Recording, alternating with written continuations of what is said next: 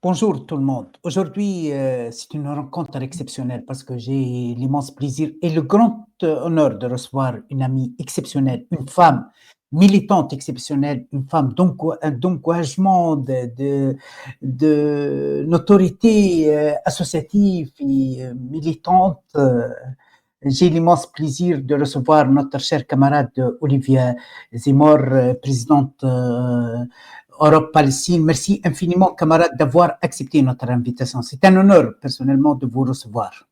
Mais il faut arrêter les compliments et comme ça on pourra commencer à parler sérieusement parce qu'heureusement je ne suis pas la seule à être mobilisée depuis longtemps, alors pas simplement effectivement depuis le début du génocide mais maintenant depuis 23 ans et c'est la moindre des choses par rapport à la résistance palestinienne, c'est voilà, c'est rien, c'est une goutte d'eau dans la mer par rapport au courage de ce peuple. Mais la reconnaissance, c'est quelque chose qui coûte aussi pour un militant. Camarade, depuis le déclenchement de ces génocides, dont les raisons, ça dure depuis 76 ans, mais depuis le 7 octobre 2023, vous n'avez pas arrêté la mobilisation quotidienne, etc. Est-ce que, d'après vous, la mobilisation de la société civile a donné quelque chose pour scandaliser Israël, pour scandaliser la complicité avec Israël, pour dénoncer ces crimes commis contre les Palestiniens? Est-ce que, d'après vous, votre association, les autres associations, les autres activistes, ils ont pu réaliser quelque chose, par exemple? Je crois que on a réussi à sensibiliser effectivement beaucoup de gens qui, s'ils écoutaient uniquement les médias grand public, auraient le récit mensonger de la responsabilité unique de l'attaque du Hamas le 7 octobre dans tout ce qui arrive aux Palestiniens, un récit qui fait comme si tout allait bien, comme si c'était un coup de tonnerre dans un ciel serein et qu'il n'y avait pas eu, comme tu as dit, 77 ans de colonisation, l'occupation, toutes ces atrocités et 18 ans aujourd'hui de camps de concentration à Gaza. Un blocus totalement illégal et donc je dirais que le bilan il est à la fois mitigé parce que on n'a toujours pas obtenu par exemple en France des sanctions contre Israël et que ce gouvernement, s'il n'y a pas de sanctions, n'a pas de raison de s'arrêter de génocider, même il se fiche, y compris de l'avenir et de la société israélienne elle-même,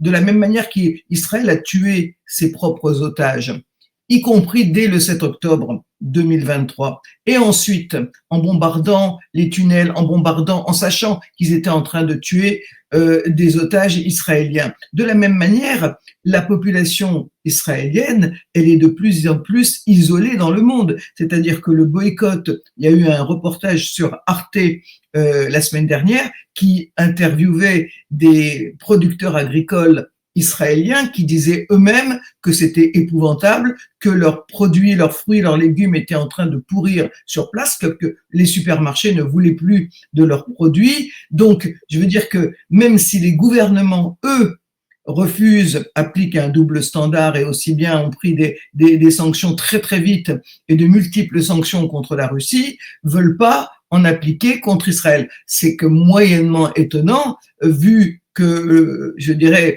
la complicité qui ne date pas d'aujourd'hui entre l'occupant israélien et les régimes occidentaux. Quant à la normalisation avec un certain nombre de régimes arabes, elle n'est pas toute récente non plus.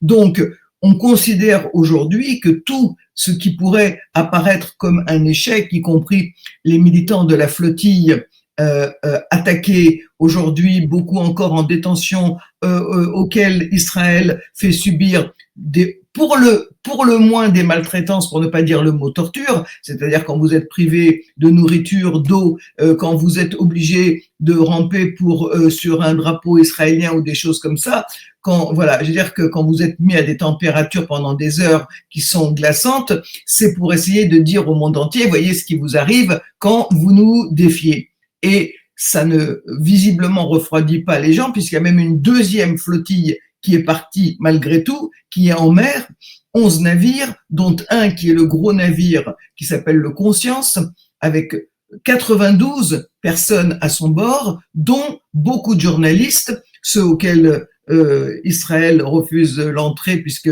l'entrée aux journalistes étrangers est interdite depuis 2 ans. On n'a jamais vu ça. Ça serait un scandale si c'était un autre pays qui faisait ça. Imaginez la Russie ou la Chine dire on n'accepte plus un seul journaliste étranger, on crierait vraiment à la dictature. Vous n'avez pas entendu Macron ni qui que ce soit crier à la dictature, au fascisme en ce qui concerne Israël. Eh bien, je parlais de ce navire, il y a des journalistes, il y a des soignants, il y a des avocats dessus et ils sont en train de naviguer, je dirais, au large des côtes égyptiennes dans les eaux internationales. Il y a des grandes chances que là aussi, ils se fassent arraisonner par Israël, mais le monde entier, on voit, je veux dire, toutes les décisions qui sont prises, la course cycliste, par exemple, l'équipe israélienne, premier tech. Ça y est, elle a été récusée sur toutes les étapes, par exemple, du Tour d'Italie. Eux-mêmes, ils ont baissé les bras, ils ont déclaré forfait pour toutes ces courses cyclistes. Leur propre équipementier, qui est basé à Taïwan, qui s'appelle Factor, a dit je ne veux même plus leur livrer de bicyclettes. Eux-mêmes ont demandé qu'on change les sigles Israël sur leur maillot, qu'il n'y ait plus de logo Israël. Malgré ça, ça y est, ils sont voilà. Donc bientôt, moi je pense que l'UEFA va être obligée de prendre une mesure d'expulsion. Bien entendu, il y a des pro-Israël et il y a une pression à l'intérieur pour que Israël reste, mais ça va pas être tenable parce que regardez les matchs, on voit bien, si vous voulez, que voilà, il y en a qui commencent à, y compris, comme pour l'Afrique du Sud de l'apartheid, à envahir les terrains, à empêcher les jeux. Il y en a qui ont commencé à lancer des balles de tennis sur les terrains. Donc, on est dans une situation où aussi bien sur le plan, je dirais, sportif, culturel, académique, Trump n'a pas réussi à démobiliser malgré plus que les menaces, les expulsions de beaucoup de militants qui étaient pour la Palestine. Vous regardez en Angleterre, c'est extraordinaire, les centaines et les centaines de gens qui se font arrêter en sachant qu'ils vont avoir des procès, qu'ils vont avoir des amendes très élevées, en tenant des pancartes, je m'oppose au génocide et je soutiens Palestine Action, qui a été qualifié de groupe terroriste parce qu'il s'attaque aux usines d'armement israéliennes Elbit implantées au Royaume-Uni et qu'ils ont fait d'ailleurs des dégâts importants à ces marchands de mort. Eh bien, moi, je crois que le bilan, il est extrêmement positif au jour d'aujourd'hui et qu'il ne faut pas baisser les bras maintenant, qu'il faut vraiment, vraiment continuer à mettre la pression. Comment vous qualifiez l'interception des activistes de flottille, Global Flottille Semoud dans des zones maritimes internationaux? Interception, kidnappage, torture, on évoque torture. Et le monde est silencieux, le monde officiel est silencieux. Comment vous qualifiez ces agissements israéliens? Le monde officiel, c'est-à-dire nos gouvernements, pour les nommer, nos gouvernants, nos dirigeants, ils sont silencieux depuis très longtemps devant l'ensemble des actes illégaux, devant tout ce qui est hors la loi et qui est fait par Israël. C'est-à-dire que ce n'est pas d'aujourd'hui. Pourquoi ils ne disent rien face au blocus de Gaza qui est illégal? C'est pas ni l'ONU ni qui que ce soit qui l'a voté. C'est un geste unilatéral d'Israël que personne n'est capable d'expliquer. Pourquoi l'ensemble de la population palestinienne est punie depuis 18 ans? Pourquoi ils sont privés de sortie, d'entrée, qu'ils n'ont pas l'eau potable, l'électricité, les médicaments qu'ils voudraient? Qui peut donner la réponse de pourquoi ce blocus?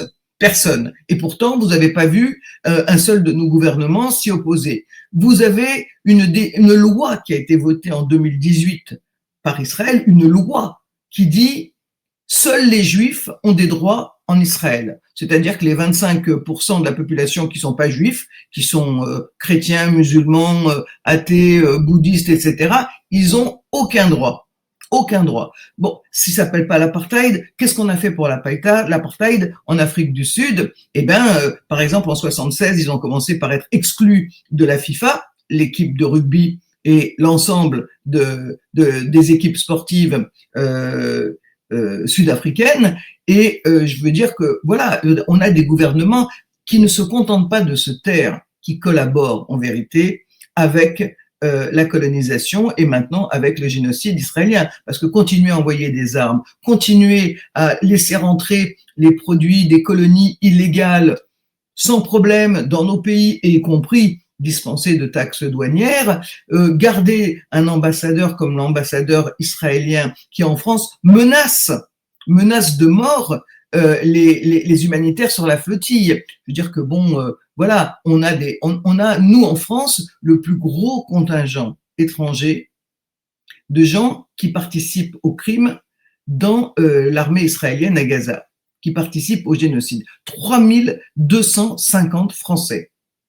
Ils peuvent revenir en France quand ils veulent, sans aucun problème. Imaginez que les mêmes gens soient partis se battre dans une armée russe ou autre, je parle même pas de la Syrie ou autre chose.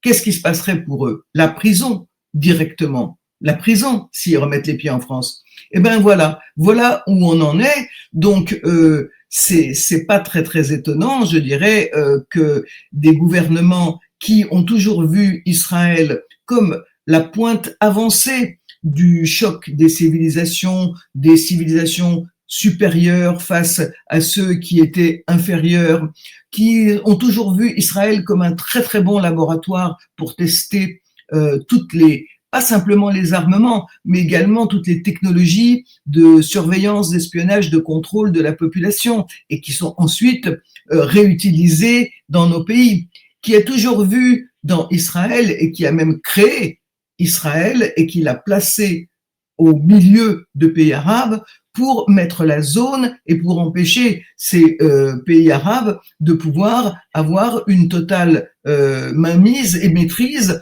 de leurs propres ressources naturelles et devenir totalement indépendants. C'est-à-dire que cette zizanie, elle a été créée exprès. C'est-à-dire que tout le monde le sait, que Israël, c'est le pion de ceux qui ont persécuté, exterminé les Juifs, parce que la France, par exemple, a déporté et fait exterminer 80 000 Juifs pendant la Deuxième Guerre mondiale. Il faut pas l'oublier. Donc, on persécute les Juifs et ensuite on dit, on va donner 55% de la Palestine à des gens qui eux n'ont rien fait aux Juifs.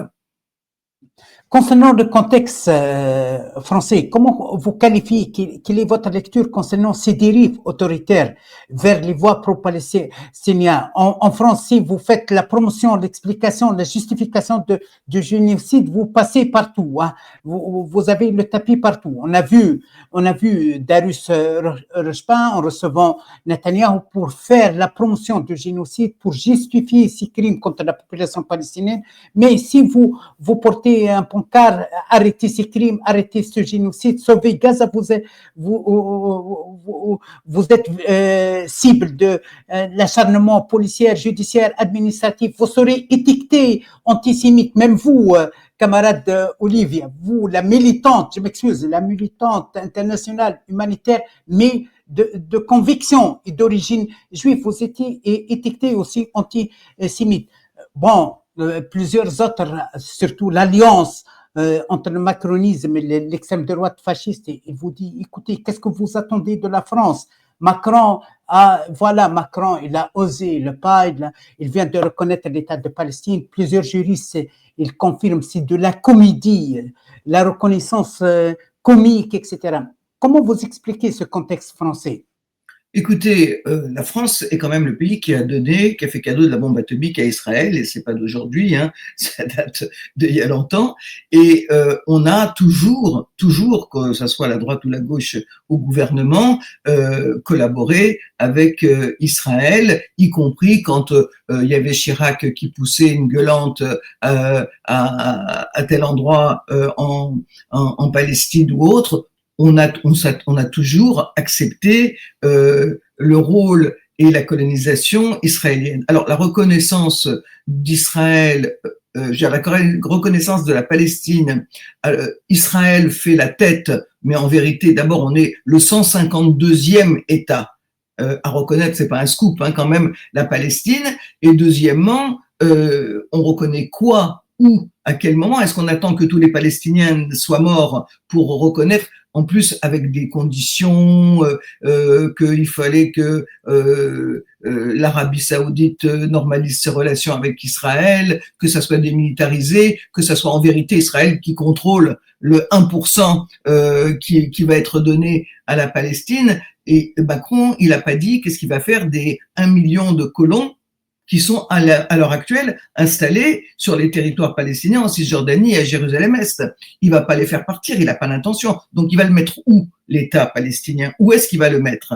On n'a pas de réponse, pas plus que Netanyahou dit quand est-ce qu'il va se retirer de Gaza avec le plan paix. C'est la même chose. Donc oui, la répression de tous les gens qui défendent les droits des Palestiniens fait partie de cette collaboration avec Israël. Moi, je suis accusé d'apologie de terroriste. J'aurai comme 800 autres Français un procès qui vient le 26 février. Voilà, ceux qui veulent venir sont les bienvenus au tribunal de Paris. Voilà, pour avoir écrit le 7 et le 8 octobre 2023, donc il y a 2 ans, un ou 2 articles où on disait que c'était pas très étonnant que des gens qui ont été enfermés dans un ghetto pendant 17 ans, eh ben, ils aient envie d'en sortir et que c'était même courageux d'avoir brisé ces grilles, d'avoir brisé ces murs, parce qu'à chaque fois qu'ils l'ont fait auparavant, dans les marches pacifiques, les marches du retour en 2018, en 2019, ils se sont fait tuer ou blesser. Ils sont, je veux dire, un nombre déjà d'amputés en Palestine, à Gaza, bien avant le début du génocide. Donc, moi, je n'ai rien à retirer à ce que j'ai dit dans mes articles de 2018-2019. Je pense que l'idée au départ du Hamas, c'était de s'en prendre aux militaires, qu'il y a eu un dérapage, qu'ils n'ont pas vraiment contrôlé la situation et que malheureusement, il y a eu des civils des civils israéliens qui en ont fait les frais, mais qui est-ce qui nous parle des 11 800 otages palestiniens qui sont dans les geôles et pas seulement depuis le 7 octobre. Je dirais qu'il n'y avait pas simplement la colonisation, le ghetto de Gaza, mais il y avait déjà des milliers, plus d'une dizaine de milliers de Palestiniens, hommes, femmes et enfants, qui étaient emprisonnés dans les geôles de l'occupant, ce qui est là aussi illégal, parce que il est dit dans les conventions de Genève qu'une puissance occupante n'a pas le droit de transférer tout ou partie de la population occupée sur le territoire de la puissance occupante. Et qu'est-ce qu'on fait quand on prend des Palestiniens sur les territoires palestiniens et qu'on les met dans des prisons en Israël? On est encore hors la loi. Je veux dire que, imaginez qu'on ne dit rien alors que Israël est le seul État au monde à avoir légalisé la torture. 1999, sous prétexte de sécurité, il est marqué en toutes lettres dans la loi israélienne qu'on a le droit d'exercer des pressions physiques modérées sur les personnes, alors bien entendu palestiniennes, qui poseraient un problème à la sécurité d'Israël. Qu'est-ce que ça veut dire? Ça veut dire que voilà, la torture est reconnue et bien entendu, avec cette situation d'apartheid, vous avez des lois différentes depuis longtemps, pas depuis 2023. Hein, parce que là, je veux dire, on parle en ce moment, on est le combien, le 6 octobre. Demain, on a une grande manifestation à Paris. J'en profite pour le dire. Je dis à tout le monde de venir à la Fontaine des Innocents au métro Châtelet-Léal pour justement parce qu'on sera le 7 octobre, pour dire tout n'a pas commencé le 7 octobre et expliquer ce qu'il y avait avant le 7 octobre. Voilà, ce qu'il y avait avant le 7 octobre. Donc, je crois que c'est très, très important de comprendre que le récit israélien, de la même manière qu'ils avaient commencé à dire que c'était une terre sans peuple pour un peuple sans terre, je veux dire que ça a commencé longtemps, les mensonges, je veux dire, c'est pas récent. Mais le plus extraordinaire dans ce que nous vivons à l'heure actuelle, c'est qu'il y a Macron et d'autres qui n'osent toujours pas prononcer le mot de génocide, alors que les Israéliens, les dirigeants fascistes israéliens eux-mêmes, dès le début, ont dit ce qu'ils allaient faire et on dit que c'était un génocide. On dit que ce n'était pas une guerre contre le Hamas, mais on dit que c'était tous les Palestiniens, qu'il n'y avait pas de civils innocents, que les enfants de Gaza étaient eux aussi des terroristes en puissance et que c'était même pas des humains, c'était des animaux humains. Donc, des gens qui disent ça, et je ne parle pas des nombreuses déclarations totalement génocidaires à l'appel qu'on a eu toutes les semaines, que c'était normal de les affamer, qu'on allait bloquer les camions d'aide. On a des Français, des franco-israéliennes qui bloquent les camions d'aide. La France fait quoi? Nous, on a déposé plainte contre elle, mais pas le gouvernement français. Le gouvernement français n'a pas déposé plainte contre elle. C'est illégal. C'est un crime contre l'humanité de bloquer des camions de nourriture et d'affamer les gens. Le gouvernement, qu'est-ce qu'il a fait? Il a dit ah oui, moi j'ai parachuté 12 tonnes de nourriture sur la tête des gens et il a tué, y compris et blessé des gens en envoyant des trucs par les airs. Pourquoi il n'a pas empêché les camions d'être bloqués? On a des camions français avec des plaques d'immatriculation qu'on a montrées au juge, des plaques d'immatriculation en Bretagne qui ont été bloquées avec de l'aide humanitaire dedans. Donc la France, elle est directement concernée. Elle peut pas dire ah ben ça me concerne pas, ça se passe à des milliers de kilomètres ou n'importe quoi. Eh ben la France, elle fait rien. La France, elle fait rien, ou plutôt si, elle laisse Israël faire. Voilà. Camarade Olivier, j'aimerais bien clôturer notre rencontre avec vous, puisque votre agenda est trop chargé. Concernant ce plan de paix présenté par Trump, vous avez qualifié ce plan de paix comme un piège pour la cause palestinienne. Est-ce que vous maintenez votre position? Qu'est-ce que j'ai dit? J'ai pas compris. Que c'est un piège pour la cause palestinienne. Ah, un piège. D'accord. Oui, je ne dirais même pas que c'est un piège, je dirais que c'est de la poudre aux yeux plus qu'un piège.